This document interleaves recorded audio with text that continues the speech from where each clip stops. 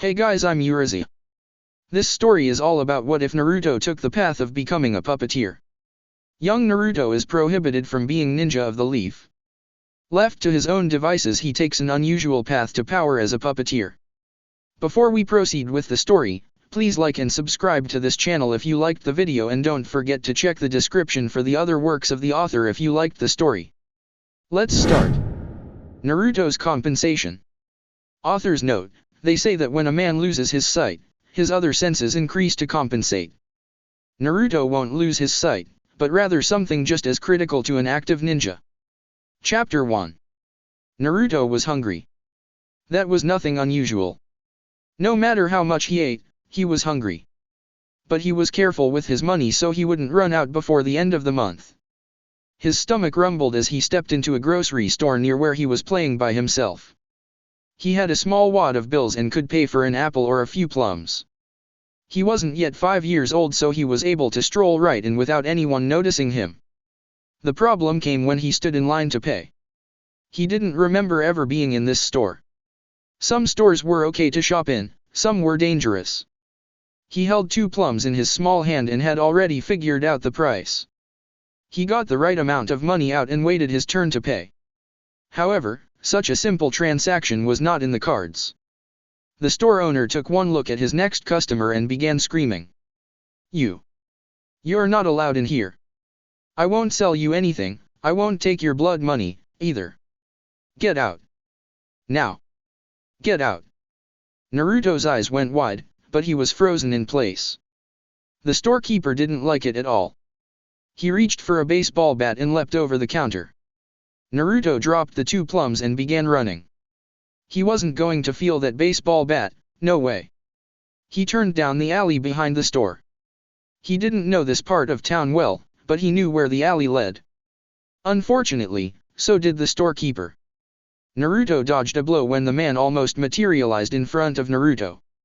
He ran fast, but the old guy seemed to be even faster. Was he a ninja or something? Stop it.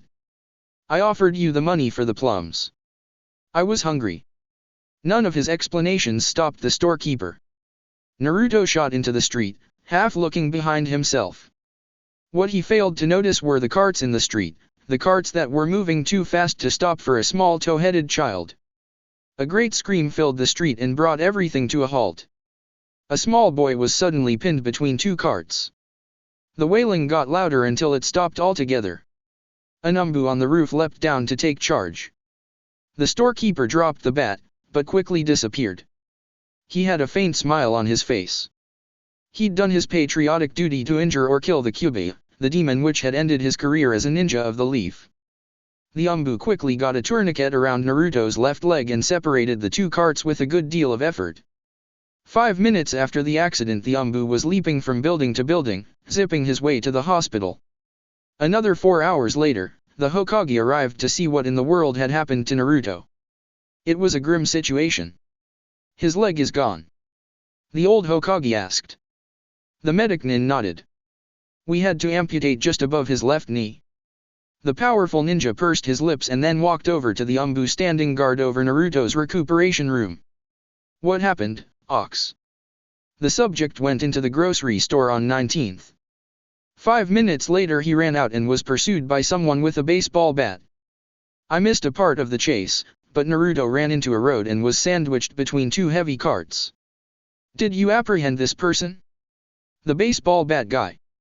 Ox shook his head. I have stayed here with the subject, Lord Hokage. The hallway fell silent. We should have done better by Naruto. The Hokage had visions of his successor and predecessor. Minato would be outraged. He'd likely flash around town for a few minutes, striking down anyone who'd ever looked askance of the boy. That, of course, was a young man's solution. Sarutobi had an old man's stamina now, and doubted he could win a protracted political battle tied up with the boy, his tenant, and all of the baggage that went with that. Sarutobi decided on the coward's course, the path of least resistance. I will, of course, pay for the prosthesis myself. But, all the boy's dreams. All my hopes for him. I don't know what the world will hold for him now. Ox said nothing to this. I will tell him myself, the Hokage decided. He turned to the medic Nin. Is he able to see visitors? We can't seem to keep him anesthetized. He's in and out of consciousness. The Hokage walked silently down the hall and tried to figure out what he might say. The boy had not had an easy life thus far, and now it would get even more challenging. The Hokage knocked on the door and then stepped inside. Old man, you came. Naruto sounded happy, even missing most of a leg. How Sarutobi wished he could have a corps of ninjas with that attitude. Yes, Naruto. I came as soon as I heard. It is terrible. Naruto nodded. It hurt a lot. I was really scared. I heard you were strong. Strong like a ninja, old man. I'm gonna be great someday. This was exactly what Sarutobi didn't want to discuss. Naruto, I'm so sorry. You'll never be able to be a ninja of the leaf. What? Why? I want to be a ninja, old man. You're missing a leg, Naruto. Our rules for training ninja are strict. You couldn't keep up with the other students, nor could you ever be fit for field service. Your body just wouldn't hold up to the strain. But, old man, you promised. I know. I'm sorry. I'll help you find something else you can do, something just as good as being a ninja. I owe you at least that much, Naruto. Naruto didn't know whether to shout or pout, so he just rolled over in bed. He'd never won an argument with the old man. The old man only took Naruto out for ramen if the old man suggested it. He didn't know how, but Naruto was sure he would be a ninja, the greatest ever. He muttered, "You're wrong," as the Hokage left the room. 3 weeks later, Naruto returned to the hospital to trade in his crutch for a more permanent chakra-powered prosthetic. 2 problems: he didn't know what chakra was and he had absolutely no balance with the new limb. 3 different mednins had to help teach Naruto about chakra control, and finally about the chakra strings necessary to control his prosthesis. No one enjoyed the experience. This is so hard, Naruto opined after another failure. The med nurse working with him sighed and said, "It's hard for anyone to learn. But I know you can do it. Ninjas in other countries use this technique all the time, not so much here." Naruto tried again. 1 step and then he hit the mats in the training room. What is this good for? His tone suggested he couldn't conceive of anything. Puppeteers can use chakra strings to control battle puppets. Instead of a ninja fighting with just his body, he can send in 2 or 5 puppets, depending on how skilled he is. Some ninja use chakra strings to control weapons or recall them after they've been thrown. There's lots of uses for this. Every ninja should know it, even if Konoha doesn't insist everyone learn it. Naruto absorbed every word. Then I'll get it. The best ninja in the world has to know chakra strings. Believe it. Chapter 2. A fully mobile Naruto walked down the streets of Konoha on his way to the Hokage Tower. He wanted to see the old man. He'd spent months, more than 6 months, getting proficient with his new leg. It was almost time to sign up for the academy. Maybe the Hokage would change his mind. A few minutes later, Naruto pounded on the door and walked right in. The Hokage looked up from a scroll and frowned at his new visitor. "Naruto, you must wait before I invite you in." That confused the young boy. "Never have before, old man." "Why now? Something that's cute in a 4-year-old is rather annoying in a 6-year-old. You need to have better manners, my child." "All right, who's going to teach me?" Naruto smiled. He wanted to talk all about teaching. People learn manners by watching what other people do, Naruto. All people must be observant of the world around them, especially those who live in ninja villages. Naruto began nodding. "Or people who are going to be ninjas. Like me." "All right, I'll pay better attention." "No, Naruto, you live in a ninja village, but you won't be able to be a ninja." "That's what I came to talk about, old man. You can see I walk just fine now. It was hard to learn to do, but you can't keep me out of the academy. I can walk just as well as anyone else."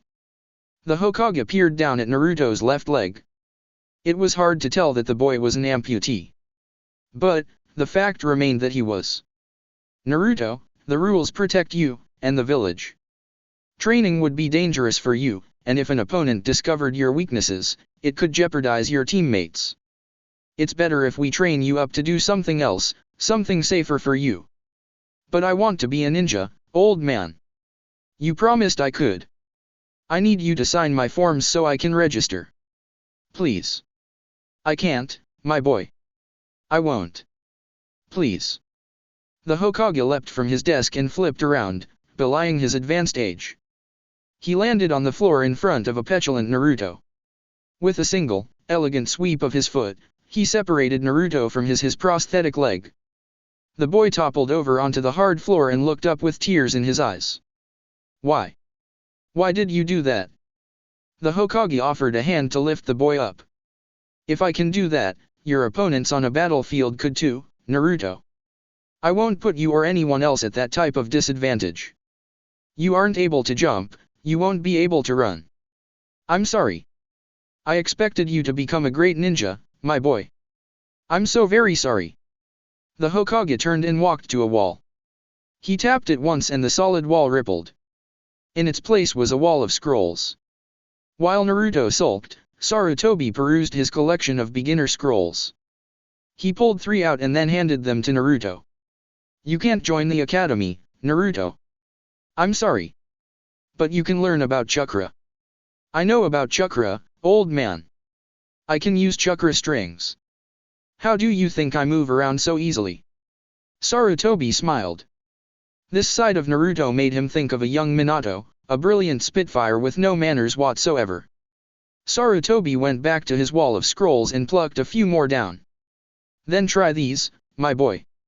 And pay attention as you wander around the village. You can learn more by observing carefully than by reading 100 scrolls. True knowledge is that which you discover for yourself, my boy. Naruto looked confused but plucked up all the scrolls. He hadn't gotten the answer he wanted, but he had gotten something, and some advice. Pay attention, be observant. Naruto could do that. Naruto would do that. And then the old man would allow him to go to the academy. Alright then, old man. I'll be back later to change your mind. You can try, Naruto. A bubbling little blonde boy ran all the way from the Hokage Tower to his aging apartment building. He couldn't wait to open his scrolls. He'd show them. He could be just as good as anyone else, no, he could be better than anyone else.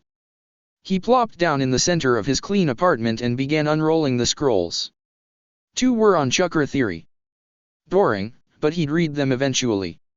1 was on the great heroes of Konoha. On the Hokages, on the great jounins of times past. It explained their most famous techniques, but not in any detail, just the effects. It was great. Making wood grow from nothing, or moving around faster than anyone could see, or wielding special chakra blades in battle. Naruto wanted something awesome like that. Another scroll gave detailed instructions on basic taijutsu. Its companion explained several E and D rank jutsus that most academy students learn. Those scrolls told Naruto exactly what he wanted to know, gave him the steps for his training.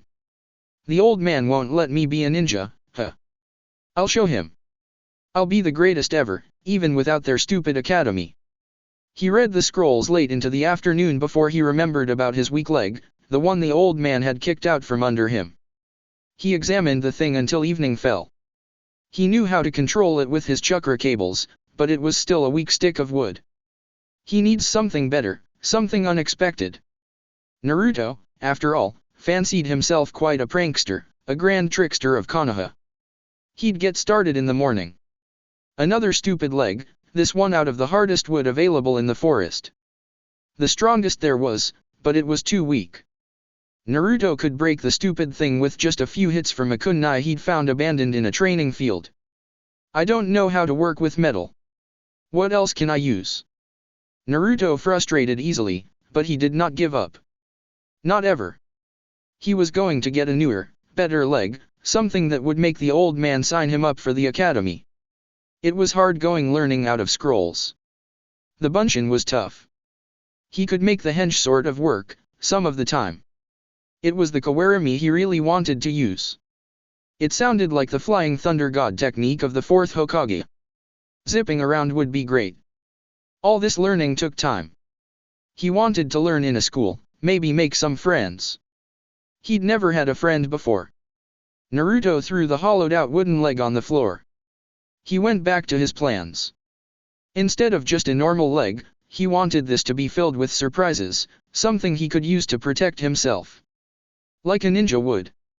Everything he tried either didn't work or made the new leg way too heavy. Naruto had a fake leg, but he didn't want it thudding around everywhere he went because of its great weight. He needed to be somewhat inconspicuous. He decided to try again, with a wooden frame, only 4 kunai, and a few of the other things he'd found on the training grounds. Maybe it would work this time. He could use chakra strings to walk, and operate the kunai at the same time. But he couldn't keep the thing together under even a few blows. How to make it stronger? How to be a great student ninja? Naruto wished someone would help him, but no one ever came. Not even the old man anymore. He hadn't been around in months. A few weeks later, after many failed attempts at building a stronger, trickier leg, Naruto gave up.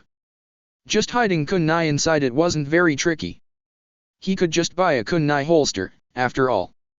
He needed something inside his leg that would be useful in a fight, and strengthen the overall leg. Leaving a hollow space just wouldn't work. He wandered back through the streets toward the nearest part of the forest. He wasn't uncognizant of the dark stares and deep muttering that the villagers addressed toward him. "No likes me in this stupid place," Naruto muttered. He wished he could perform the henge technique well enough to use it today, but he was still trying to make it work. It would be much better to be someone else in this stupid village. Stupid villagers. Naruto turned toward a nearby training ground. He was going to design a trickier leg. He needed to figure out a way to fill the hollow spot in the middle. Did ninja ever use things like bazookas? A small one would be perfect. The idea put a small smile on his face. Naruto the trickster. He'd remind everyone he was here, and that he was smarter than he seemed. It was a bad idea to keep scowling at him. Naruto would remember. Yes, Naruto would remember the face of everyone who hated him. Chapter 3. A nearly 7-year-old Naruto spent most of his mornings wandering around Konoha, just observing like the old man told him to do. He wasn't allowed to go to the academy, but watching others practice taijutsu was miles better than studying a dusty scroll. Some mornings he sat and watched people for hours. Today he was trying to observe how people moved. He was still trying to make his first life-sized puppet. He'd long since solved his problem with his leg, and its special interior contents. Now he wanted to learn how to do battle. If he couldn't be a ninja on the field himself, he could have a puppet or an army of puppets on the field. The current problem was the knee of his puppet. He'd tried a dozen different things to make it work. That was why he was watching 4 different ninja practice sparring. All this would be easier if Naruto had someone to talk with. But even the old man got bored when Naruto began to talk about chakra strings and troublesome knee joints. The old man knew several puppeteers from allied villages, but he didn't know how they did what they did. So Naruto had to puzzle it out by himself. Eventually the ninjas finished up their morning routines and Naruto got up and left. He took a winding path around and through town. He watched how people moved. He'd eventually need to replicate ordinary movement, along with battle moves, in his puppets. There was just so much to learn. One of his favorite places to walk by was the Aburame compound. Sometimes he even caught sight of people training to work with tiny insects. That idea intrigued him. So many ninjas trained to make big attacks, powerful, colorful. But Naruto was impressed with the beauty and elegance of 1,000 small attacks. No one could avoid that many attacks all at once, especially not if they were coordinated in the right way. Naruto already planned to experiment with very small puppets after he got his life-size puppet working. The more he saw of the world, the more ideas Naruto had. He had dozens of ideas in his head of how to be a ninja, a non-traditional ninja. He wandered through the streets until it was noon. It used to be he'd have ramen with the old man on Wednesday afternoons. Naruto still turned up, but the old man hadn't joined him in a few months. Abandonment by the old man hurt even more than the angry stares he got from other people. He'd have to go see the old man today. He slurped through a dozen small bowls of different ramen flavors before he felt temporarily full. He trotted back to his apartment and returned to his reading. His favorite scroll was about Konoha's legendary shinobi. Of everything he read, he loved the story of the Yondaime Hokage the best. A man who moved in such a way that no one could see him, let alone attack him. That was power, that was what it meant to be a ninja. Naruto wanted that. But he remembered one of the old man's cautions. He needed to crawl before he could walk or run. First a normal puppet, if he could ever get the knee joints to work, then some smaller puppets and then some special tricks no one would ever expect. Such an easy thing to think, such a hard thing to make work. Even though many shinobi have attempted to recreate the Flying Thunder God technique, no one has succeeded. Many of the specially engraved kunai exist and have been studied extensively. For some reason, all the sealing masters who've studied the kunai and attempted to reconstruct the technique have failed when engraving their kunai. There are obviously hidden steps involved in the creation of the tri-pronged kunai, the scroll in his lap explained. Yes, that was it. Perfect. An unstoppable technique that no one else could use. Secrets that should be obvious, but weren't. Using something ordinary like a kunai to make the most devastating technique in Fire Country, yes. He began writing down more notes about what he wanted to do while he connected chakra strings to his fifth attempt at a man-sized puppet. It came out of his bedroom and looked very unstable. It wasn't just the knees. It was everything. The tall man's bowl-cut hair looked like the end of a mop that it was. It was supposed to mimic one of the ninja Naruto saw training all the time, but it looked like a terrible scarecrow. Step 1, make it work. Step 2, make it pretty. It had gotten so easy for Naruto to walk on his artificial leg. Why was it so hard to make the puppet work? He had years of practice with his leg, why didn't his knowledge apply to his puppet?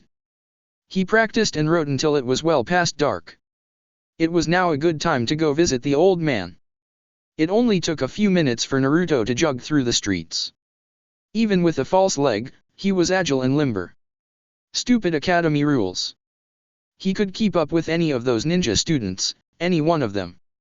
He ran up the stairs and knocked on the Hokage's office door. This time he waited to be invited in. A few seconds later, the invite came. Naruto walked inside and the Hokage looked up.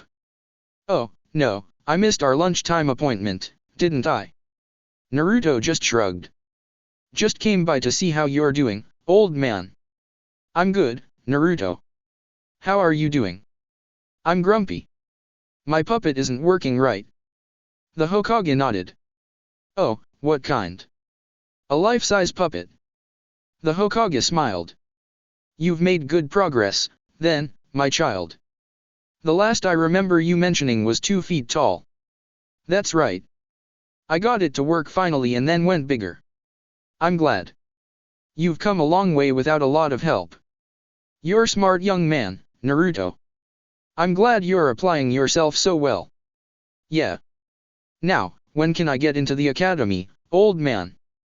The Hokage clutched his forehead and tried not to sigh. Naruto, we've discussed this before. But I can run with my leg.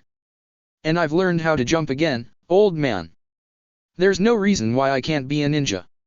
I'm sorry. We aren't having this argument. An angry Naruto decided to attack from another angle. Well, then, if I can't go to the ninja academy, how about you sign me up for the civilian school? There. Civilian school was highly disrespected by ninja. The old man would have to cave. I'm sorry, Naruto, but I can't arrange that either. What? What are you talking about? I'm a young kid. I should be in school, old man. Let me into the academy. No. Well, why can't I go learn with the civilian kids then? Naruto had never wondered, until this evening, why he wasn't receiving any schooling at all. The thought had never occurred to him. The Hokage pinked up a bit in his cheeks. This was quite an embarrassment for him. It's a long story, but the Civilian Education Authority has a rule stating that any children who have any ninja enhancements must attend a ninja academy. What enhancements? The Hokage pointed to Naruto's left leg. You use chakra to control that. It's considered a ninja enhancement. What? I can't go to the civilian school because I have this leg? And I can't go to the ninja academy for the same reason. The Hokage slowly nodded. Old man, you've got to be crazy. How am I supposed to get some schooling then? I'm sorry, Naruto, but you aren't. The room fell silent for a moment before the blonde exploded. What? Why? That's the stupidest rule I've ever heard of. I promise I will explain it when you're older, Naruto. Naruto was shouting at the top of his lungs now. The Hokage had to wave away the Umbu who came to check up on what was happening. You're the strongest ninja in the village, old man. Are you sure I can't go to the academy? Just for classes. I won't even try to run or anything. Please. It was a desperately boring and lonely life Naruto led. The Hokage lowered his head in shame. I am the strongest ninja in the village, my child. But, on this, my hands are tied. What good are you then? The Hokage looked up in anger. But Naruto was already gone. Also gone was any trust or faith Naruto had for the old man. It would be a long time before the Hokage saw Naruto again. 8 months later, Naruto was ready to do a field test on his newest project.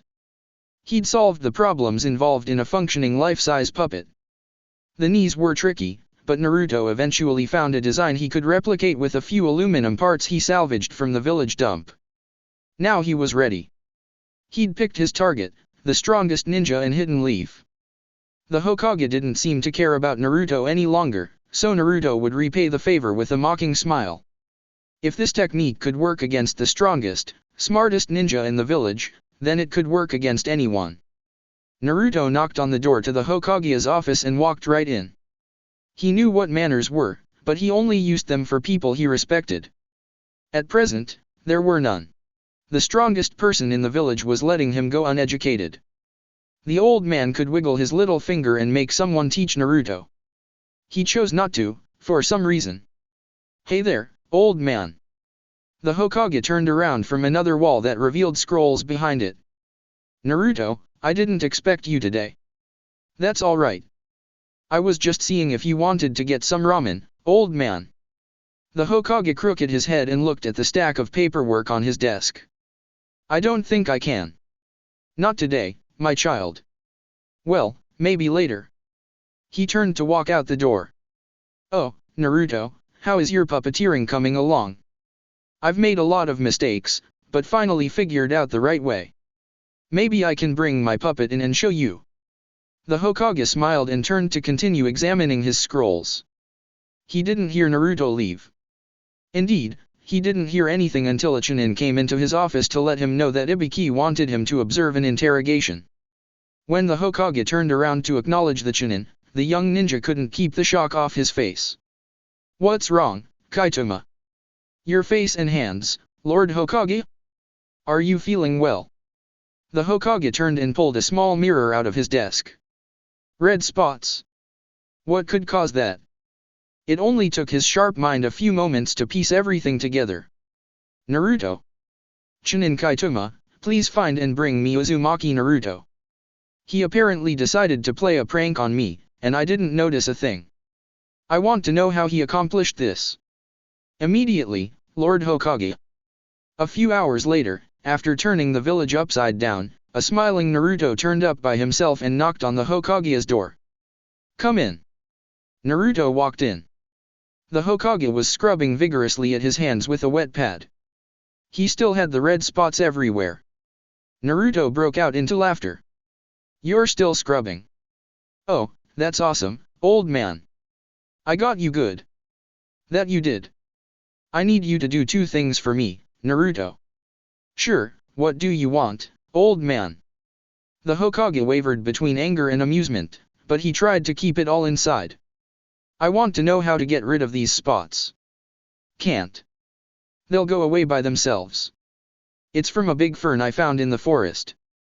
Naruto, you can't poison people with plants you find in the forest. The Hokage was beginning to sweat about how bad this could have been. There were truly toxic plants in the forest around Konoha. It just causes a rash. Naruto was trying hard not to laugh. How long? Last time I touched the stuff it took a week to go away. A week. A week. Why did you do this to me? You're the strongest ninja in the village. I was testing my new puppets. They did pretty good, huh? The Hokage scratched his head. Naruto caused havoc wherever he went. What kind of puppets? At this Naruto smiled.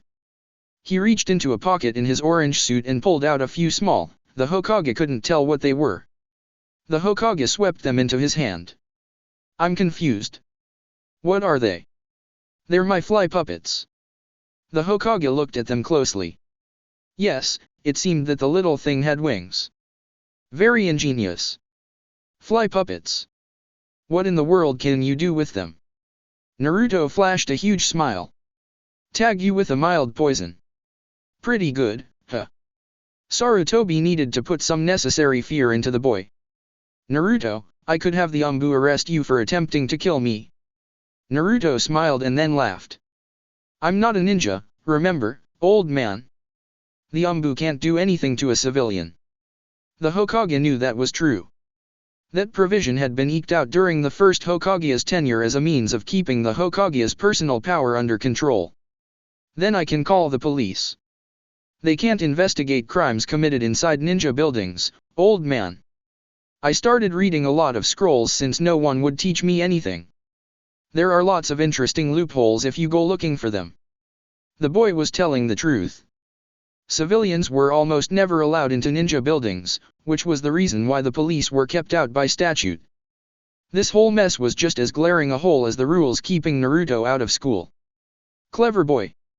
The Hokage wondered how many hours Naruto must have spent researching to find this way of exacting revenge, through a harmless prank. It was a good thing that Naruto didn't have a malicious bone in his body, just an overpowered sense of justice and fairness.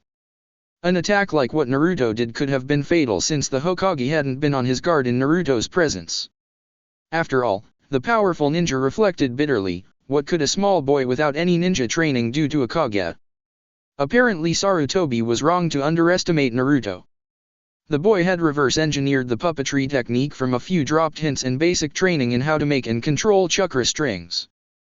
This idea of tiny puppets was something that the Hokage had never heard of. It was like an Aburame being a puppeteer, but done in such a way that the insects made no noise and gave off no detectable chakra signatures. It was a brilliant idea. From the mouths of babes, then. Maybe he could try to work it into his style, or suggest someone else in his ninja corps try it out.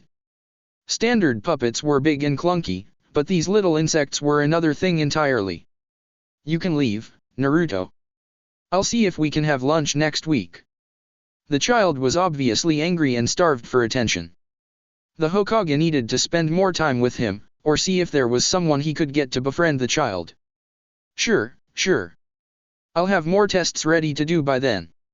I am not volunteering, Naruto. Head off now and I'll see you later. Naruto wasn't expecting much, so he wasn't surprised when the Hokage never showed up to have lunch with Naruto. Indeed, he was rather busy with his additional experiments.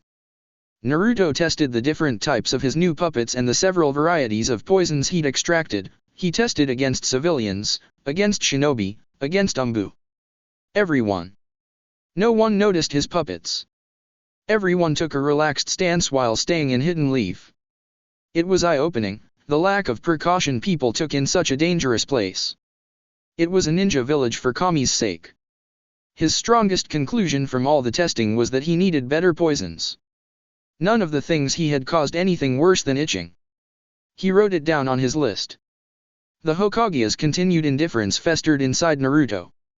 It drove him. His new Nindo, if won't let me be a shinobi, then I'll just have to be better than them and show them that they're wrong. Chapter 4. No one watching the gates of the Hidden Leaf village took a second look when a tall, bulky, but nondescript man walked out of the gates. He dressed like a civilian and carried no obvious weapons on his person. A Chunin took a picture of the man and made a notation in his log. That was how 8-year-old Uzumaki Naruto left the Hidden Leaf village for the first time in his life. He had created this special hollow puppet that he fit comfortably inside of. It had taken more than 8 months to learn to control it, but now no one gave him a second look. In his place, Naruto had left a rather crude autonomous puppet. It would walk around the apartment a few times a day, but otherwise never left. It just seemed to stare at a variety of scrolls and occasionally pour glasses of water from the tap. The crude puppet could last for a year or longer before losing power completely. It was likely no one would even note that Naruto hadn't been seen outside of his apartment. People scowled at the boy, but otherwise didn't bother to think about him. Konoha's citizens were brutish and lazy, it seemed. Naruto was leaving now because he couldn't learn anything in Hidden Leaf. No one taught him anything. The old man hadn't given him any new ninja scrolls in years. No, he had places to visit and new worlds to discover. He planned to start in Suna, to shadow their puppet users, to see what else he could learn about his chosen art. Maybe they knew even better things. There were so many places Naruto wanted to go. He had a map and definite plans in mind. Traveling inside a hollow puppet made it quite comfortable to travel through the desert. There was a small fan located in the puppet's head to push air through the hollow body. It took Naruto only a week to traverse the distance. Getting into the ninja village was stupidly simple. He had arrived on Merchant Day. Civilians were looked upon with a great deal less scrutiny on a day like this. "Halt," the masked guard said. The Naruto puppet stopped and quirked its head. "Name your business." "I am a farmer from River Country and I am here to visit your merchants." "Name." "Taro Ryu." "Fine. The merchants have set up in Century Square. It's down that road there. You are not to venture into any marked ninja areas." "I understand. Thank you." Naruto passed into Suna and was anxious to see what he might discover. He spent the day looking at what the merchants had to offer. He discovered 3 purveyors of puppetry items. He knew as a civilian he wouldn't be able to buy anything meant for military purposes, but he talked up learning puppetry for entertainment. He got a lot of tips that day. He looked over how these puppeteers constructed their weapons, what sort of joints they had ready-made, what sort of attachments they could find without difficulty. He had a good idea of how lethal these standard puppets could become. He saw nothing about miniature puppets. It made him smile. Naruto left that night and traveled through the night back to River Country where he slept in a makeshift tent. He could safely return in a week on the next Merchant Day. Until then, he had plenty to document, plenty of ideas to dissect and see what might be useful. He had ideas he wanted to attempt with wood in the forest he was sleeping in. He wanted to try developing in wood some of the parts he'd seen in the stores. He wanted to make sure he knew precisely how to duplicate all of what he'd seen. The week passed quickly. Naruto had constructed model after model, many failures to get to the correct components. He wanted to know every intricate detail of how a puppet worked, of how it might fail, of how it might be made better. He placed himself inside his hollow puppet once again, Taro. He liked that name. The puppet would keep the name of Taro. In the pre-dawn hours, Taro swiftly carried Naruto back into the desert. By the time the sun was over the horizon, Naruto was back at the gate, re-registering himself with a ninja guard. This day he was lucky to see a ninja group performing a mock battle for donations in the center of the marketplace. Apparently they were trying to drum up more volunteers to learn the difficult puppet arts. One needed to know taijutsu, ninjutsu, sealing, construction techniques, poisons, basic mechanical engineering to create special weapons, and then needed to achieve mastery of chakra strings. It was much easier to be a standard ninja, so the troupe had to go to extraordinary lengths to popularize what they did. Naruto watched for as long as the troupe performed. He traded a few valuable plants he'd discovered in River Country at a few shops. Some paid in Suna money, some paid in store credits. Now, Naruto had a bit of coin and canned foods and a bag of rice to supplement what he was eating from River Country. His life passed this way for the next few months. 1 day a week in Suna, 6 days back in the forests of River experimenting and documenting what the folks in Suna knew. He had a whole scroll with hints he'd heard, the legendary Akasuna no Sasori and his perversions of the puppetry art, his human puppets, coordinated attack armies controlled by a single skilled puppeteer, sealing techniques to store puppets in scrolls or other objects. The more Naruto learned, the more he realized he didn't know. His next trip in, Naruto asked some oblique questions about Sasori. What he got in response was the equivalent of ghost stories told over a campfire. Horror stories, a powerful ninja turning people into puppets, killing and gutting Akaze Kage, the single strongest ninja in Suna's history, a lethal user of magnetic sand, dead at the hands of a puppeteer.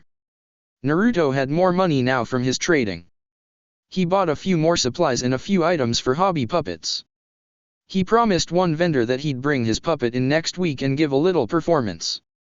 That would be quite the thing. Naruto hiding inside Taro, giving the illusion that a puppet was controlling another puppet. Actually, thinking about it, it was quite an idea. Naruto scribbled it down. He was getting better every day. He understood now what he just cobbled together before. He taught himself the practical lessons first through trial and error, now he had the theory to go along with it. Things made sense now, even if he was learning in a backwards order. He had drained his sources in Suna. That meant it was time to move on. The trip up to grass country was far nicer than heading into the desert. Everything was green and beautiful. Naruto brought along a large sack of roots and herbs gathered from river country. He had a small amount of Suna money left, but he'd lose most of it if he bothered to exchange it.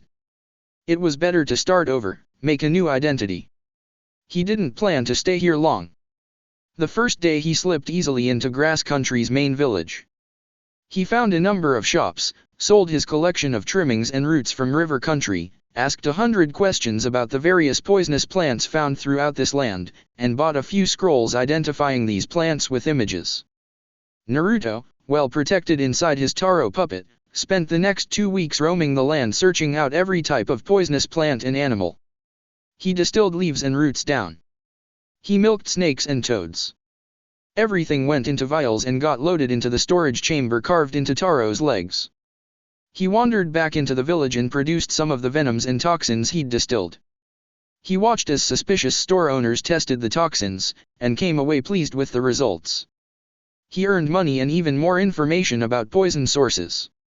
He had enough money to snoop around grass country's many bookstores.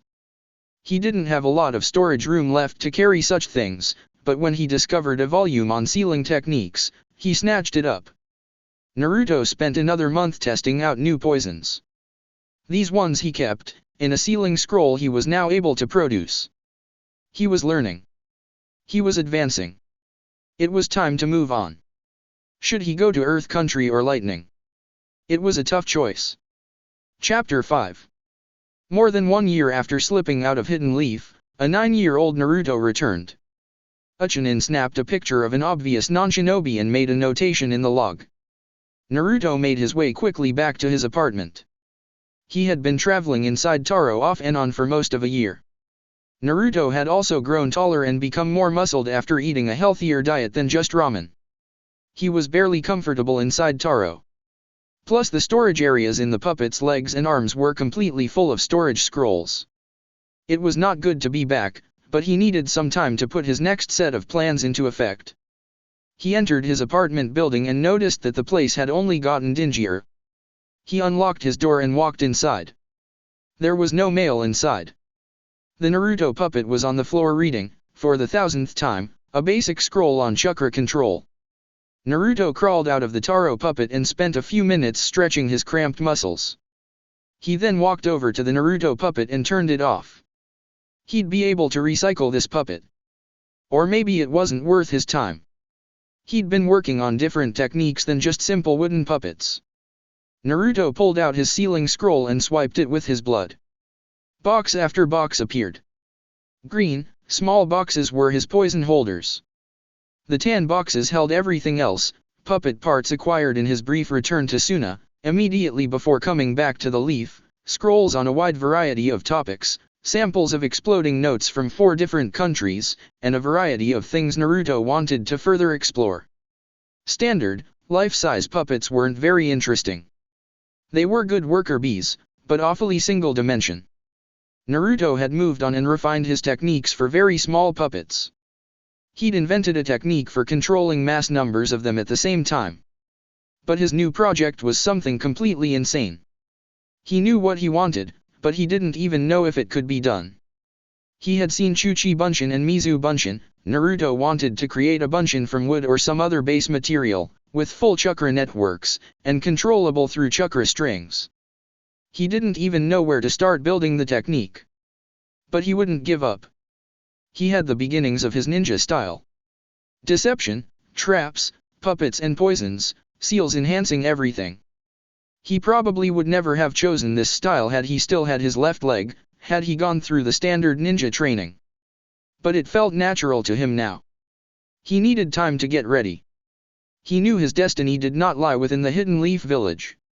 It felt unnatural coming back here, but he had a lot to prepare before his final departure. He pulled a cup of instant ramen from his kitchen cabinet and began to warm up some water. He hadn't any ramen since stopping in a village in Earth Country. He was looking forward to a familiar taste. His own apartment, his own bed. Cleaner than the rooms in Kumo, larger than the dumps near Iwa, less dirty than camping out in a forest. All the main creature comforts, but something was missing. Somehow his apartment didn't feel like home so much anymore. Naruto wasn't much interested in the cereal on his spoon. It had no flavor. There were butterflies in his stomach, too. Naruto realized, with a touch of surprise, that this was the first year he'd be allowed to attempt to qualify as a genin, had he gone to the Konoha Ninja Academy. Instead he was self-taught, learning more from experiments than from generally accepted wisdom. In a way, it hurt. But his non-traditional education also paid unexpected benefits. His personal taijutsu was acceptable ignoring his disability, and remarkable considering his missing leg, but he was on a whole other level when battling with a puppet. His ninjutsu was limited, little beyond 3 types of bunshin, the henge, kawarimi, and a few others he'd picked up by accident in his travels. The kawarimi was his favorite. It reminded Naruto of the best technique he'd ever read of, the Flying Thunder God. Naruto knew he wouldn't be able to do what the 4th Hokage had done, his version of being everywhere at once. But Naruto could design something else. It was the item at the very bottom of his rather long list. Naruto stood up from his breakfast table, leaving the bowl behind. Cleaning his apartment didn't matter anymore. He was ready, everything was packed, the explosive was set to go off in 3 hours. Naruto headed out of his apartment for the final time. He was now 10 years old and it was time to go. He had 1 bowl of ramen at Ichiraku's. Damn fine ramen they served, but there were specialties in each of the other villages he'd been to that were just as good. He left a substantial tip as it was unclear whether Naruto would ever return to Konoha in any guise, certainly never with his true face. It was delicious, thank you. You come by more often, youngster. I like to try out the new flavors with you, the chef hollered back. I'll try. The walk to the Hokage Tower took no time at all. Naruto strolled right in. No one seemed to notice him. Quick enough, he knocked on the Hokage's door and strolled right in. Old man, I just had ramen and remembered that I hadn't stopped by in a long time. The Hokage looked up from a book, a pile of paperwork. That was a fast disappearance. Must be something embarrassing, or perverted. Hello, Naruto. How was the ramen? Naruto smiled. Hot and wonderful. We haven't had lunch in a long time, old man. I know, my child. I've just been so busy. Naruto walked around the room staring at the walls. That's all right. So, are you going to let me go to the Ninja Academy this year? No, Naruto. I'm sorry. Naruto tried to keep his voice as whiny as possible. But I can do all the techniques. I taught myself from the scrolls you gave me a few years ago. The Hokage couldn't keep the frustration out of his voice. No, it's my final decision, Naruto. You may not be trained as a ninja of the leaf and I will not permit you to become a genin of the leaf, even if you could pass the test. That's it, then. The Hokage nodded. I'm sorry, my child. I had wished a different life for you. I am sorry, too, old man. I wished we never got to this point. At that, Sarutobi felt a small pain in his neck. Another one of Naruto's puppets, but he couldn't move his head, nor his hands, this wasn't a prank. He couldn't even call out for help. Would he die at the hands of an untrained boy, the god of shinobi? A boy who had taken up puppetry without a mentor and destroyed a Hokage. It just wasn't possible. It's just a paralysis toxin, old man, Naruto explained. You won't be going anywhere for hours. I'll just pull out your dirty book and prop it up in your hands, just like this. You already have a perverted scowl on your face, so no one will interrupt. Naruto laughed. No, they won't interrupt you, Lord Hokage. They all have manners, after all, the boy said with a bitter voice. You should have done better, old man. You should have trained me to be a ninja. Instead, I had to train myself. Now, it's time for me to go, but I'm taking every scroll you have in here. It took just a few minutes to pull all the scrolls out of their nooks using hundreds of chakra strings. Naruto piled them up and did one more search of the office. He found a couple more nooks. Then he searched the old man's desk. A few more items of interest, secret files, stuff with sophisticated seals that would take a long time to break. He looked at the frozen old man and couldn't bring himself to say anything more. Naruto took a blank scroll and began scrawling. You are wrong.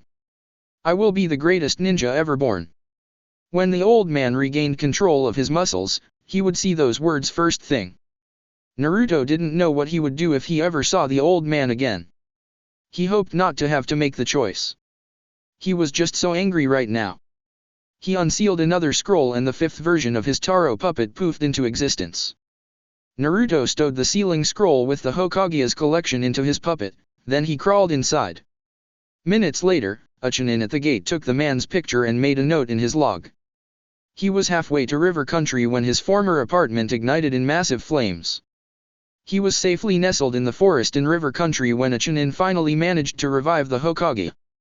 He was well into a few new experiments by the time the Council of the Hidden Leaf realized they couldn't declare a non-ninja as a missing ninja.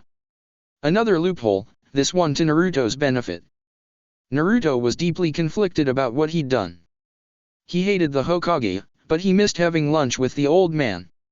He hated the villagers who glared at him, but he knew he'd miss his apartment and the comfortable ramen stand he visited often.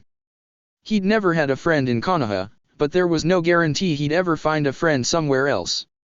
There was no time for regret. The decision was made. He had to live with it.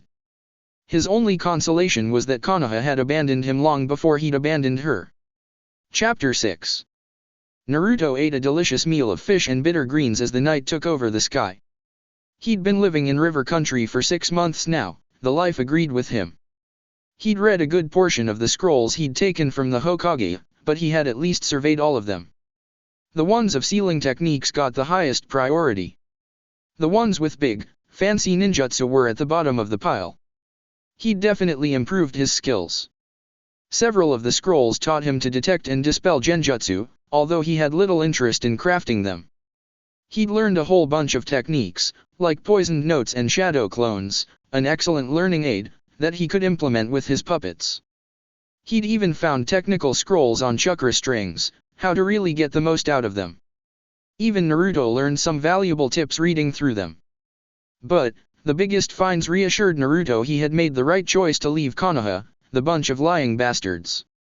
Naruto now knew who his parents were. He knew about the council liquidating his dad's estate and putting the money in the general revenue. He knew about his demonic tenant. He knew that the Hokage had locked his father's personal technique journals away in his library and obviously never intended to give them to a child who hadn't even been trained as a ninja. He knew every dirty or evil act commissioned by Hidden Leaf since the old man had been in charge.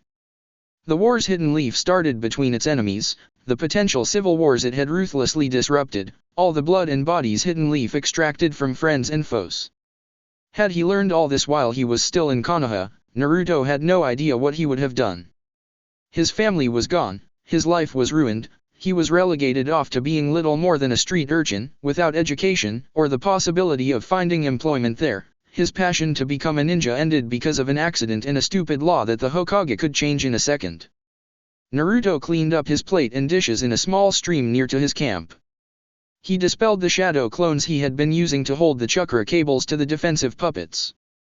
They were running low on chakra. He created new ones to hold the chakra cables, each with between 1,000 and 3,000 individual chakra string, to power the defenses. Each string connected to a defensive perimeter or to a tiny puppet or to some other trick or trap Naruto had hidden in the forest. He fully expected that Konoha was hunting for him. He fully expected to have to defend himself at some point. But, not tonight.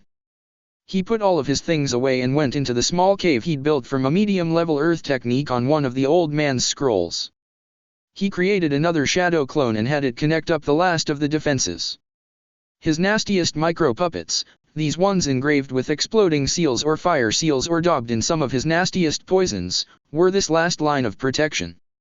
Naruto fell asleep, happy with such a tasty dinner. His mind raced even as he was unconscious, trying to piece together how exactly he was going to create his ultimate technique, the puppet clone. In his mind, the thing was able to use chakra like a shadow clone, but without dispelling from a single hit, and to be constituted by a chakra string inscribing a set of seal on any kind of material, whether stone, metal, or glass.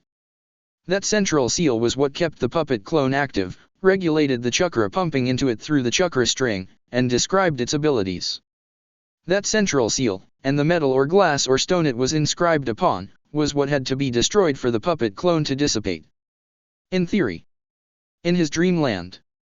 Naruto hadn't yet figured out the elements of the seal, let alone how to inscribe a seal using only a chakra string. With this technique complete, Naruto would command a power greater than even what his father had. The Flying Thunder God allowed one person to flit from target to target to target faster than anyone could see. The puppet clone's ultimate purpose was to instantly raise an unexpected army and to slaughter all opponents without endangering Naruto. To dissipate before anyone had ever known they were there, or, in extremis, to remain on the field as long as needed. Again, in theory. The idea was that Naruto could be miles away from the conflict, but still control the chakra cables. His mind was filled with formulas and notes even while he dreamed. Success in this venture was years, if not decades, away. It was a simple tug. That was what awakened Naruto. A tug from the shadow clone guarding the entrance of his cave. Someone or something was here. He leapt from his pallet on the ground and quickly sealed himself inside his Taro puppet. A shadow clone was dispelled on the perimeter. One of 36 defenders, puppet controllers. In its final moments, the shadow clone realized what was happening. A large force, at least a dozen ninja, approached from the Suna side of the forest. Why were they here? Naruto wove and cast out a more chakra cable from the palm of each hand. He used half the chakra strings in one cable to wrap around the body of one of the ninja approaching Naruto's camp. With just a wiggle of his little finger, the chakra strings broke the man's neck. Another dispelled shadow clone told Naruto that the entire force had seen the attack with chakra strings. They wouldn't allow themselves to be captured that way again. 100 micro-puppets had just launched when that clone was destroyed. Good, Naruto thought, the poisons and explosions should be softening up any attackers. The main problem with his defenses is that they were weighted toward the Konoha side of the forest. Naruto now realized it was stupid to have done that, so many wasted opportunities.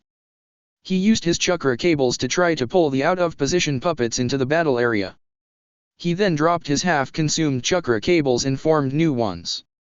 With both cables, he lifted giant boulders from the riverbed, as many as he could find that weighed more than 30 kilos, and dropped them on the ninja. It provided a distraction, hopefully. Another shadow clone, no two dispelled. The enemy was down another 3 fighters. The micro-puppets were devastating. Naruto took a moment to comprehend what was happening.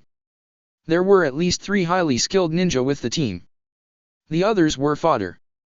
The shadow clone that controlled the inner circle defenses, the one with access to the most lethal poisoned micro-puppets, dispelled.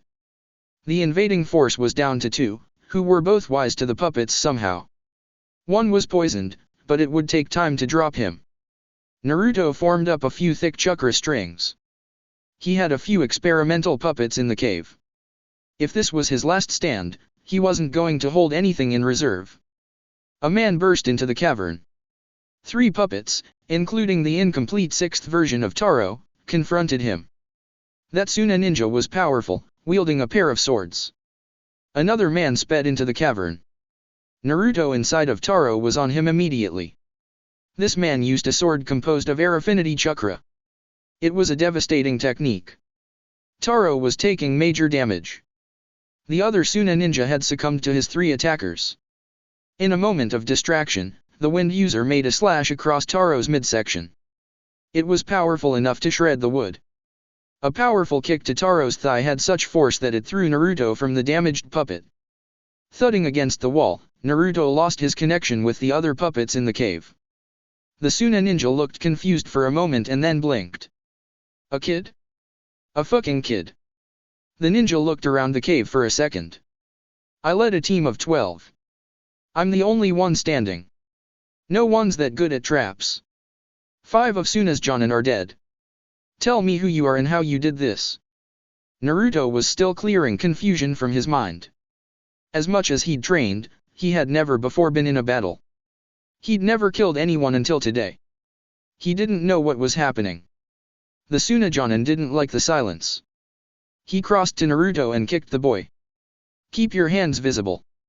You start making a hand seal and I'll behead you. Start talking now.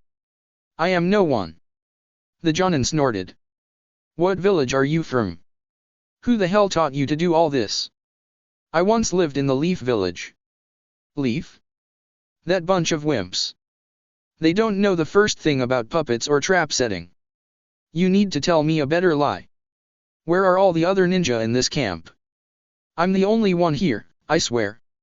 In the past week we've registered 5 dozen different unique ninja techniques coming from here.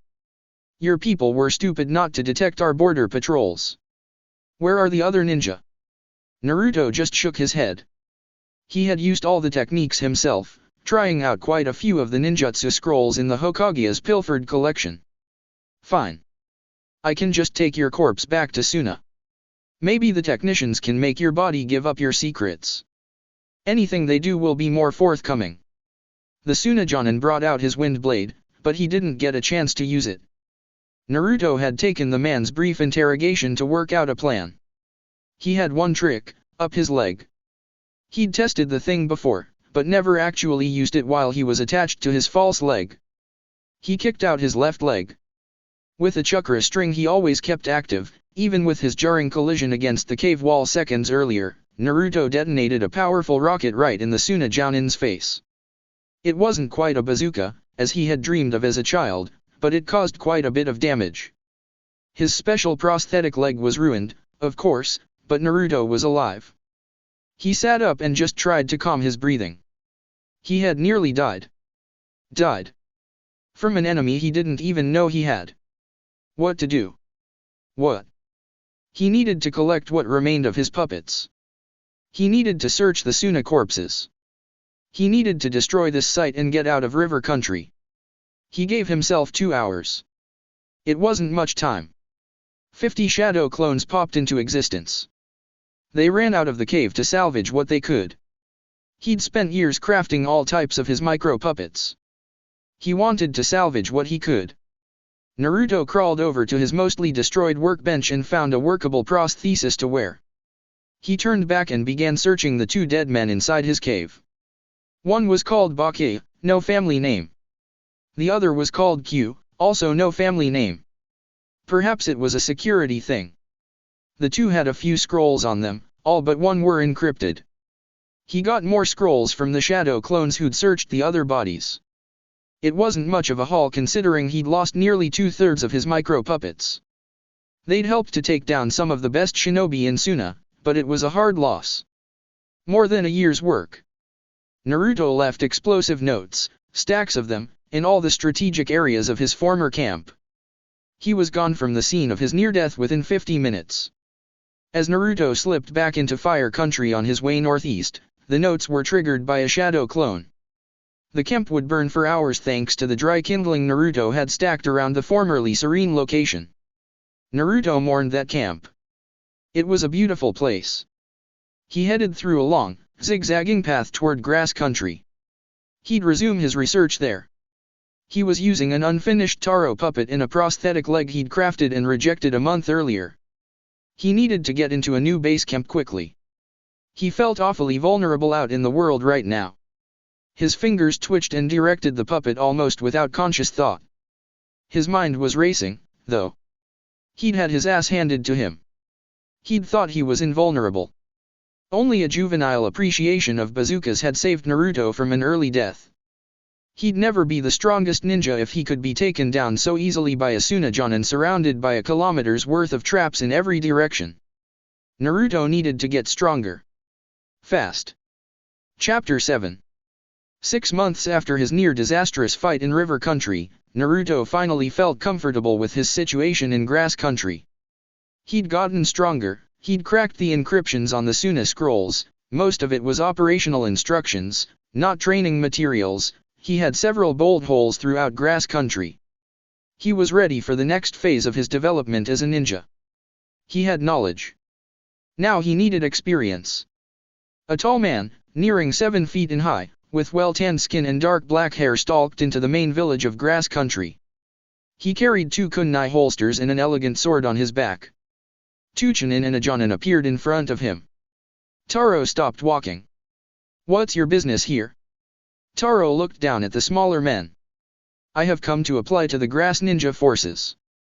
The Jonin's eyebrows reached almost to his hairline. "All right, step in here. We need to perform an initial security check before we can escort you to the recruitment office." Taro moved quickly to the guard post. The Jonin led the questioning. The 2 Chunin appeared to be flipping through books, likely bingo books. "Name?" the Jonin asked. "I am called Taro of the River." "Previous ninja village affiliation?" Taro shook his head. "I have never served in a ninja force." "How did you receive ninja training then?" "A retired ninja in my village taught me." "And his name?" "He called him Elf Kambuta, but I doubt it was his true name." The Jonin nodded. Ninja were often stingy with information. "What are your specialties?" "I am a generalist. But I excel with weapons and trap setting." The Jonin was scratching away on a form. "Have you ever committed any crimes?" "No." The Jonin looked skeptical of that. No one could rise through the ranks without doing some illegal things from time to time, at least not in Grass Country. "Do you have any aliases?" "None yet." The Jonin smiled at that. Famous ninja tended to pick up admiring nicknames from allies and derisive titles from opponents. "You have no relationship with Grass Ninja, correct?" "True." "Why join our ninja force?" "You have a good reputation." "Suna is shrinking, Konoha is full of eccentric prima donnas, Iwa is way too serious and hardcore even for me, Kumo's a bunch of assholes, and I haven't heard a single good thing about Kiri." The Jonin nodded as he scribbled. He looked up at the Chunin and apparently got a positive answer. "Come with me, Taro of the River. I know just the person you should speak with." 4 hours later, after an even more extensive interview, Taro had to perform a placement demonstration. He went up hand to hand against a taijutsu master. He held his own for 5 minutes. Then he had a weapons demonstration against the leading Kenjutsu master of Grass. Katana against katana. The exhibition lasted 10 minutes before Taro was disarmed, a very successful showing. Finally, he had a ninjutsu examination. He had to go up against the same Jonin who interviewed him. It quickly became apparent that whoever Taro's teacher had been, all aliases aside, had been supremely talented. Taro had a wind affinity, but also demonstrated familiarity with earth and fire techniques. The judging Jounins awarded Taro the rank of Chunin, although 2 of the 5 were willing to make him a Jonin. "Welcome to the ninja force, Taro. Report to central office tomorrow for your first assignment." "Do you have housing arranged already?" "No, could you recommend a place?" "Let me walk you over to the realtor many ninja use here." "I appreciate it." "You may call me Tenuya." "Much appreciated, Tenuya." Naruto, in one of his bolt holes miles from the Grass Village, smiled after Taro arrived at his new apartment. His new techniques were working perfectly. He was able to control Taro Mark 7 from miles away, even the voice. Taro's eyes transmitted back perfect 360-degree images. Even better, Naruto had perfected the technique for giving a puppet a functioning chakra system. A Medicnin's surface scans wouldn't show anything abnormal about Taro at all. It was a perfect puppet, in that it didn't look like a puppet. This puppet also had the first working heartstone Naruto had managed to create. The small piece of chakra steel contained dozens of seals that directed and controlled Taro's chakra usage. It also had a few seals designed to self-repair the puppet. A severed arm would knit back onto the torso within seconds. Only the complete destruction of the Heartstone could render the puppet worthless. It was a minor miracle of engineering. Taro settled into his first role easily. He was assigned to a 3-man team that patrolled the outer perimeter of grass country for 8 hours a day, 6 days a week. It was a grunt task designed to break new Chunin of their illusions about ninja service. Naruto, of course, was busy doing his research while he only devoted a quarter of his attention to the Taro puppet. Naruto was working on the next sets of seals needed to improve on his Heartstone puppets, a necessary step to developing rapid deployment puppet clones. Right now it took Naruto more than a month to engrave all the seals necessary to activate a Heartstone puppet, one capable of wielding chakra and superficially identical to a real human. If he could finish his puppet clone technique, he could raise up an army of Heartstone puppets in seconds. He had time now. He could get the experience he needed in battle. Eventually he might even test his own personal prowess, sans puppets, in battle. But he still looked more than a bit young for that. For now he relegated the control of Taro to a single finger on his right hand. The other 9 fingers were busy developing, improving. Taro of the River became famous as a denizen of the ninja archives in grass country. Over the course of his first year as a Chunin, when he wasn't performing border duty and catching smugglers or bandits, he was reading scrolls. He read on nearly every topic. So long as it applied to the ninja arts, Taro read it. Biographies of enemy Jonin, detailed plans of past grass country military incursions, the research and development budgets for the last 50 years, histories of the noble families of grass country and their famed techniques. And when he wasn't reading scrolls, he was in the training fields. It seemed that he never slept. He had stamina that no one had ever seen before. He could perform taijutsu forms for hours before he pulled out his sword and went for even longer. There were times when he disappeared into the tall bamboo and emerged later to find some Jonin who needed trap detection practice. Only 2 Jonin in a year managed to make it through a trap field set by Taro. And they were lucky he hadn't bothered to poison any of the apparatus. In his rare quiet moments, he typically left the villages to take a run in one of the many grassy fields nearby. He seemed to never want to stop moving. Since no one ever saw him eat in public, the rumor started that Taro was deathly afraid of being poisoned, and Kusa was well known for its lethal, near-undetectable poisons. One day, Taro dispelled that rumor by going into a poison vendor and dipping a kunai in a lethal cocktail. He cut his own skin, and did not promptly fall over dead. Taro of the River was a complete enigma. He, unlike every other Chunin of the village, did not complain about border patrol duty. He was a perfect ninja, almost totally without personality or dangerous eccentricities. His reputation soared even higher one unfortunate afternoon on patrol. He and his 2 Chunin colleagues ran into a small group of ninja, one of whom was a bone wielder. The pale ninja remained behind while the other 3 ninjas bounded away, not even bothering to look back at their colleague. Within 30 seconds, the bone wielder killed Taro's 2 Chunin colleagues.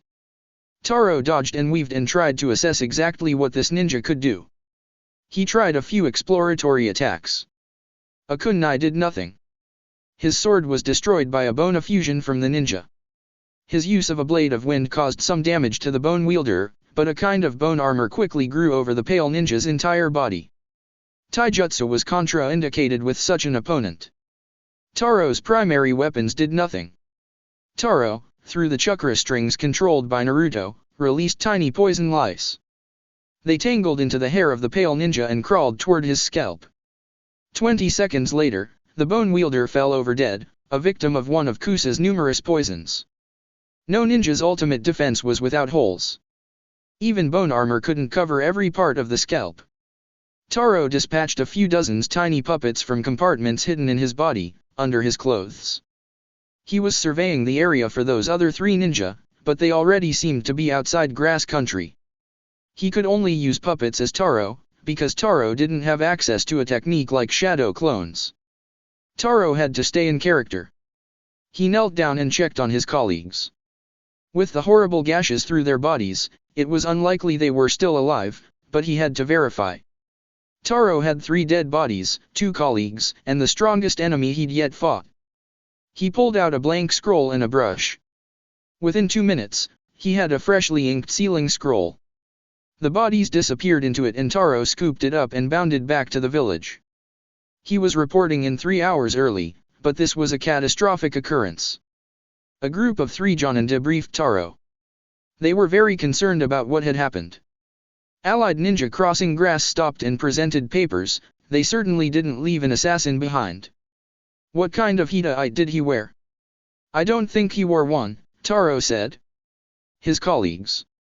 I saw their backs. They did not stop even when their pale friend stayed behind. Do you think he was the strongest or the weakest of them? Taro shrugged. No idea. I can't imagine much stronger than him, though. One of the Jonin, disguised by a mask, asked, how did you manage to kill him? Here Taro was prepared to answer. He did not care to explain the micro-puppets he used, or his extensive knowledge and use of poisons. A colleague today could easily be an enemy tomorrow in the world of ninja. I did not, Taro said. I battled him to a standstill, my weapons could not touch him, his bone blades could not hit me. Then he flopped over, dead. He had a racking cough. It is possible he was left behind because he was so sick. We will have the medical corps be careful examining his body, then. The after-action report continued for hours. Taro had to recreate the battle, pose by pose, as best he could. The Jonin wanted to know everything about an opponent as lethal as this bone wielder, identified as a Kaguya clan trait by one of the Jonin. In the coming days, Taro's assignment changed from border duty to service in the armory. It was seen as a step up in the ruling cabal's confidence in Taro's loyalty to Grass Country. Finally, after almost 2 years of service to Grass, Taro was invited to take the Jonin exam. Everyone in the know considered it a formality. By the end of that day, Taro was the newest Jonin of Grass, and probably the strongest of any of them, although no one admitted that out loud. Naruto had been busy. He'd finished extending the reach of his puppets. He had chakra cable relays, and was now able to wander for hundreds of miles away from Taro, rather than needing to be within 5 miles. He now had bolt holes established within an even dozen countries. He had secondary puppets establishing identities in Earth, Lightning, Rain, and Wave countries. He was thinking about setting up something in Fire country, maybe near one of the gambling resorts. His new puppets were farmers or beggars or even the librarian of a civilian school. One managed a small warehouse for drying tea leaves. He could pick up the strings and manage these puppets directly, but for sake of his sanity, he left the day-to-day work to a series of shadow clones.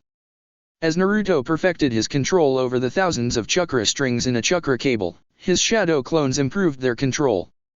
He had discovered the process for inscribing seals on stone or wood. It was still a slow process. Even if he used 8 or 10 chakra strings, it took a few minutes to create a heart stone. Not fast enough, not by a long shot. He had a lot of work to do. He trained constantly, both in his physical body and in his manipulation of puppets. But he still lacked much of the experience he knew he needed. He needed harder enemies. He hadn't forgotten his vow back in Hidden Leaf. He would be stronger than anyone else. A little crippled boy would be stronger than everyone. Taro looked impassive when he received his newest assignment, a genin team. He got what the other Jonin referred to as the dregs of this academy class. He met with his 3 nervous students the day after the assignments were made. The young students, who were about Naruto's own age, were excited and totally clueless. Naruto, through his puppet Taro, decided that he'd had an unconventional education, a successful unconventional education. He'd had to work hard for his gains.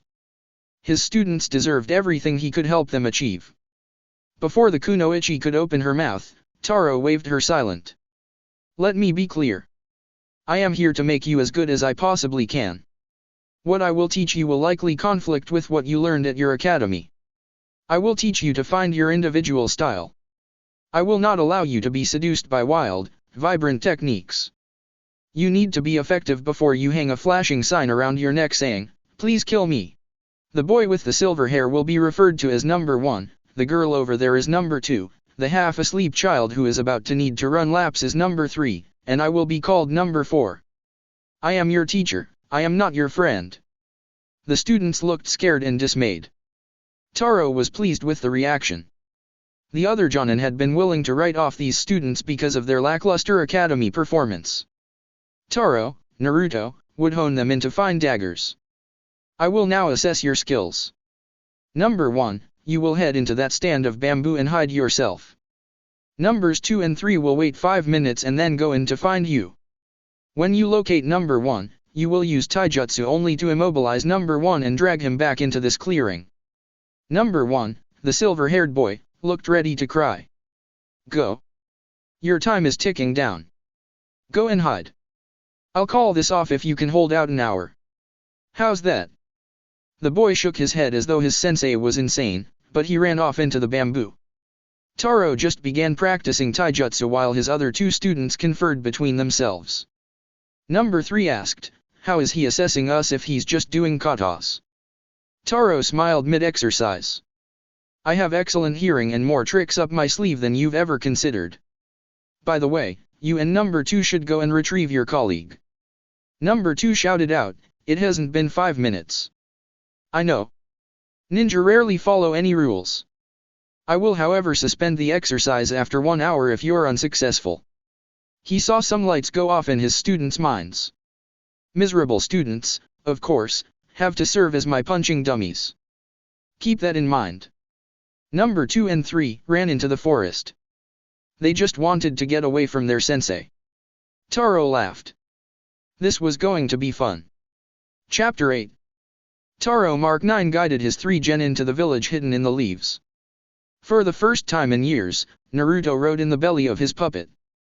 That had necessitated a return to a hollow puppet design. But, the overall puppet was a far cry from the Taro Mark 1. Fools who thought puppets could only be made from wood were wrong, like those performers in Suna so many years ago. The experiments on animals had been sickening, but this new Taro had a living skin and functioning blood vessels and a perfect chakra network. Naruto was now 14, but he thought of himself as a father figure for his genin. He was a short little teenager inside the puppet, but he appeared a towering figure of knowledge. He didn't act young, he couldn't afford such a luxury. This whole enterprise, primarily hiding so long inside and behind puppets, was the work of a madman, Naruto liked to think to himself. There were moments when he reveled in the notion that he was different from anyone else in the whole world. He had been gone from his homeland for 6 years, and had not spoken to another person in his true guise since then. It was painful in so many ways to return, but he couldn't send his genin into Konoha without venturing there himself. He knew his own mind was broken, that he was dangerously insane. That his techniques and ideas were beautiful and horrible in the same instant, as glorious as stripping bald rabbits of their skins in order to give a puppet the appearance of life. His biggest concern, he had no idea what he would do when he saw the old man. Would a finger twitch, a hard-stoned puppet clone spring up and decapitate the Hokage? He didn't know. That anger still festered inside Naruto. It had fermented into obsession, probably, and into the kind of genius that didn't appear very often. He would gain strength, he would prove the Hokage wrong, no matter the cost. Taro turned to look at his single file of genin behind him. Rough and weak in the beginning, the dregs of what grass had to offer. Throwaways. Not anymore. Taro and his genin team were the only team selected to represent Hidden Grass Village in this tournament. In the years since Taro had been a Jonin, Grass's reputation had risen.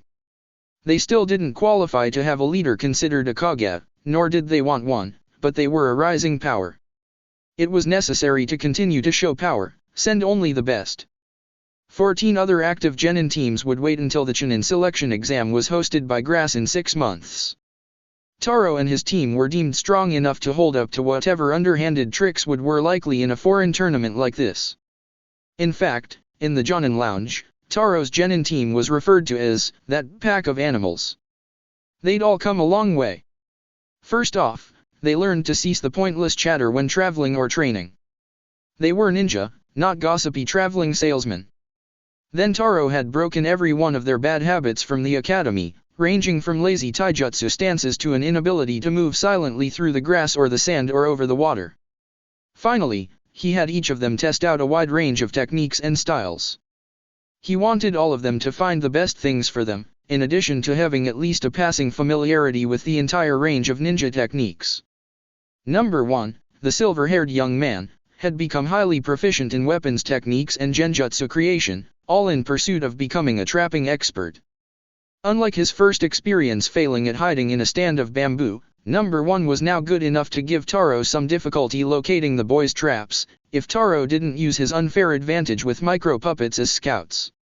He was superb at hiding a variety of weapons and then covering them naturally and with subtle genjutsu. More than one missing nin had fallen victim to Number 1's efforts. Number 2, the formerly mouthy girl, had poured through Konoha's stolen medical scrolls. She turned her nose up at the chakra scalpels that many medic nins used to protect themselves on the battlefield. Instead she preferred longer-range attacks. Jutsus to repair horrifying battlefield wounds were perverted into jutsus that gave horrifying battle wounds. The mouthy girl was now more vicious than any chunin grass currently had, and a better strategist. Too bad for the other genin here that, in grass, a genin could not become a chunin without participating in the chunin selection exam at least once. Few rarely returned a second time, even if they hadn't been passed by the official exam criteria. The whole exam was a farce staged for daimyos and the wealthy to watch civilized gladiatorial games every 6 months. It was entertainment, with no other true value. Taro and his team all knew it. Number 3, the formerly somnolescent young man, was an even bigger, heavy hitter than Number 2. All of his uniquely crafted jutsu, with Taro's assistance, utilized his affinities of wind and water. In most cases, Number 3 deployed devastating area effect techniques with superheated steam. Even getting tagged by any of Number 3's techniques was enough to break most ninja. They'd been Taro's team for more than 2 years. They were long past deranked missions, rather they were the only genin team regularly running hunter-nin-type operations. The bounties on runners from Iwa and other hidden villages were substantial and now made up a good deal of the budget in grass. Naruto was proud of them. They were superb. As a team they'd be able to take down any single jonin in grass or stone or even hidden leaf. Of course, he never told them that. He found that insults and impossible training regimes worked better. Instead of breaking like cheap glass, these diamonds in the rough had the crisp faces of a beautiful stone. Taro held up his arm and the 4 of them stopped moving. He turned to face his students and motioned them off the road. We are within 5 kilometers of Hidden Leaf. Once we enter the walls, we will speak only in code or through hand signals unless absolutely necessary. Understood. 1, 2, and 3 all nodded. This village will seem very welcoming. In my own time here, I have observed that failing. People who enter Hidden Leaf believe they are safe because Hidden Leaf is supposed to be invulnerable, the strongest of all the hidden villages. People, even experienced ninja, relax their guard here. Let me remind you to always be on your guard. Hidden Leaf is deceptively welcoming. It is a dangerous place, especially when it opens its doors to the Jounin genin teams from other villages during a tournament like this one. I will be very displeased with all of you if any of you is harmed in this place. You are genin of grass and have proven satisfactory in your acquisition of skills. Number 2 raised her hand. Number 4, you sound like you dislike this village. Taro nodded. That is correct. It is the reason I am giving you this warning. Why, Number 4? Taro was quiet a moment. A ninja village is a military installation, by definition. In this place, they have forgotten that. They proclaim open principles, rule by military and civilians, a respect for peace and prosperous life and well-treated ninja. The truth, in my infiltration work, is very different. The Chuchikage is a hard, horrible bastard, everyone knows that. The Hokage, known as the god of shinobi in these parts, is a kind, powerful, respectable gentleman, but he's done things even worse than the Chuchikage would even dream. We're ninja, but we're often taken in by surface appearances. I despise this place and I would be sure that none of you are hurt here. Number 2 wasn't done with her questions yet. If you hate this place, why did you agree to bring us here? Because we're the best. Grass must live up to its fine reputation. That gave slight smiles to the genin team. It was as close to a compliment as they would ever hear. My final words on this topic. Be careful here. This place is more political than any other village I've been in, and I've been to all of them. They will sacrifice a ninja or 100 ninja to save a civilian if it would make them look good to the eyes of the wider world. They claim to have a will of fire, but their strength is a sham. When you come up against them in battle, you will find them weak. Do not kill them, do not martyr them, rather, expose their weaknesses and hobble them. Questions. The genin had nothing to say. They had their orders. Maim and wound the others in the tournament, expose the weakness. The 4 ninjas arrived at the main gate at noon. A bored Chunin looked at them and then demanded papers. Taro handed over the invitation. In exchange, the Chunin gave each of them a pass to be in Konoha for the exam. Taro gestured that he would give the team a brief tour through the village before taking them to their quarters. Taro passed by the Ninja Academy, site of the first part of the exam, the Hokage Tower, several training fields, the famed Konoha bathhouse, and several markets and grocery stores. The quartet returned and took up a single room in the Running River Hotel. Once inside, the place was scoured for surveillance, and several types were discovered. They left the bugs in place and continued using only code and hand signals. This was not unexpected. The 3 genin and their jounin sensei assembled tents in the room and slept peacefully through the night. The exam starting the next day would mark a change in the status quo. It would be a great, terrible, perfect day. His genin team easily passed the written and psychological portion of the test. Taro had actually done worse things to his genin than this Ibiki fellow ever promised to do. Taro had suggested several out-of-the-way locations for his genin to train. Taro, and Naruto inside of him, were walking up the Hokage Monument, a place Naruto had once loved. He stood on top of his father's head and speculated. What would a normal life have been like? What would he have been like with a human leg and a Konoha Ninja Academy education? There were no answers, no surety. His mind wandered until he felt a tingle come up a chakra string. Then a few more. Then a lot. The micro-puppets watching over his genin reported a massive disturbance. Taro ran down the face of the monument and followed his chakra strings back to the source of the disruption. The closer he got, the better he could feel the foreign chakra. It was stronger than he'd ever felt before, an order above anything else. Not even the old man felt like this, but then Naruto had never seen him in a battle mode. When he arrived in an odd cemetery near to a training ground, he had to smile. His 3 genin were dishing out everything they had. They weren't winning, but they were holding back a ridiculously strong opponent. Hell, it was one of the Sunin. The Snake Lord, Orochimaru. He looked uncannily like his last bingo book photo, like he hadn't aged a day. Taro was worried now. He'd been confident his team could overwhelm any Jonin, but battling a Sunin to a standstill was a ridiculously impossible task. He wondered if he would be up to this task. He'd certainly never experienced anyone that challenging. Taro leapt between his exhausted students and the Sunin. As he made the distracting move of drawing his sword from his back, dozens of micro-puppets the size of fleas slammed into the snake Sunin and injected small doses of chakra poison. One of number 3's steam attacks managed to nick the temporarily stunned Sunin. Then Taro's sword, enrobed in vigorously swirling wind chakra, drew blood. The Sunin tried to make the hand seals for some technique, but realized quickly that his chakra wasn't flowing right. Anger coursed over his face. He had apparently mastered a seal-less shunshin as he disappeared seconds later. Taro remained vigilant. The snake Sunin was known as a tricky bastard. Perhaps he had a way to overwhelm the chakra poison. After 2 minutes, Taro relaxed his guard and dropped down to check on his students. His genin were wrung out, but otherwise unharmed. Taro cautioned them not to speak until they were someplace safe. He set them off at a rapid pace and kept track of their general health. None of them were injured or bleeding, although number 1 seemed to realize the very high level of difficulty of the person they'd just fought. Naruto led them to one of the training fields packed with tall trees and dense vegetation. It wasn't far from the Forest of Death, site of the next portion of the Chunin selection exam. He motioned his team to sit. "Are you all well?" Number 1 seemed to be going into shock. "I thought we were going to die." Taro nodded.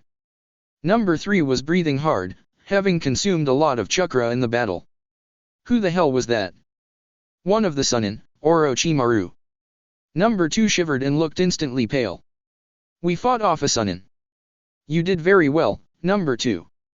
You held off a very skilled ninja for 2 minutes. It was good you maintained your active awareness protocols. How did you know we were in trouble, number 4? Number 1 asked. You're my students. I wouldn't leave you in a potentially dangerous place like Hidden Leaf without some way of tracking you. Thank you, number 1 said. I don't remember anything about the Sunin, number 4. Who are they? Number 3 asked. A genin team trained by the eventual third Hokage. They became very powerful and each acquired powerful summoning contracts. They are the kind of show and tell ninjas I warned each of you from becoming. They each have substantial skills, but when in trouble they rely upon outside power such as their boss summons. Naruto could see the value of a summons. He knew his father had contracted with the toads. But, Naruto knew exactly who his godfather was, a godfather he'd never met before.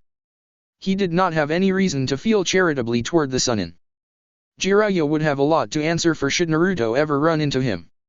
His students were still trying to process all this. Taro continued with his explanation. Orochimaru, in particular, is a pox on humanity. He's not the worst thing out there, but he is another significant Konoha mistake that they never bothered to clean up. He's like toxic waste dumped into a pristine lake. Poisons everything he touches. The group sat quietly and slowly came back to proper color. Heart rates went down. Adrenaline flows began to taper off. What do we do now, number 4? You tell me exactly what happened. Did he say anything to you? Number 1 shook his head. The first I knew I heard a creepy laugh when we were walking back from training. I dodged to the right to avoid a kunai in the back. The others added in their remembrances. Orochimaru neither said nor did anything to indicate his purpose in attacking Taro's team. He was going for the kill. Are you going to inform Konoha officials? Number 2 asked. Yes. I suppose I will. If I don't, Grass won't be able to lodge a protest after this fiasco is over. Konoha can't even keep its famed criminals out of its borders. Taro escorted his team to their shared room in the hotel and set up several traps. Number 1 added his own traps to the mix. Taro also unleashed a variety of micro-puppets to keep watch over his students. I will return with dinner in an hour or so. I'm sure I don't have to tell you to keep the door closed. Taro made the familiar journey to the Hokage Tower and wondered if it would just be easier to inscribe a couple hundred exploding seals throughout the building, rather than talking to the beasts who worked there. He stalked inside the building, ducking to get in the door. I need to see the Chunin exam coordinator. Now. He was a foreigner, by his Hita-ite, but his voice alone got people moving around. A few minutes later, he was escorted up to the Hokage along with 3 other ninja. Jonin of Grass, the old man said, I am coordinating these exams myself. My section heads were just in here discussing the event. How may I help you? You can explain why my genin were attacked this afternoon, and by a former Konoha ninja. The Hokage leaned forward in his seat. This is a serious charge. Can you describe the man who attacked your students? Yes, I drove him off in the end. It was your student, Orochimaru. Taro didn't get to say much more as he had to dodge a kunai thrown by one of the examiners. That snake bastard was here, and you nobody of all people, claimed to have driven him off. After 30 minutes of pointless discussion, wherein this Anko person related many of her hatreds of her former sensei, Taro excused himself. I must return to my students. I will be lodging a formal protest after the exam. Your security is pitiful. The Hokage tried to stop Taro and apologize, but the tall ninja was surprisingly nimble and fast. If this is true, Orochimaru can't mean anything good for us, the Hokage opined. Do we need to change the second exam? Or cancel the whole thing? He's here for a reason and now he's got some punk grass Jonin who managed to chase him off. He's got his ego bruised. He's not going away. Ibiki consented to a change of exam. Anko proposed staging the second exam, but with Hunged Ninja, in order to capture or kill the Snake Sunin. Gekko Hayate had no firm opinion. In the end, the Hokage talked himself out of changing the exam. No, it's tradition to have a fight in the Forest of Death. we would not be able to create a satisfactory replacement in less than 12 hours. The second exam will proceed as designed. May Kami bless us and protect the genin. That's it for part 1. Thank you for watching and see you on the next video.